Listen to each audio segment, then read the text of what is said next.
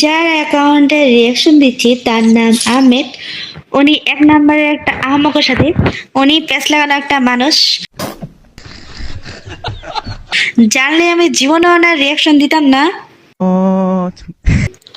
কারণ ইনি আমারই প্রোফাইলের পিকচার দিয়ে আমার নাম কপি করে সেম আমারই অ্যাকাউন্টের মতো করে বানাইয়া নিজেই নিজের সাথে চ্যাটিং করে সেটা ভিডিও বানাইয়া আমার ফ্রেন্ডদের কাছে দিছিল,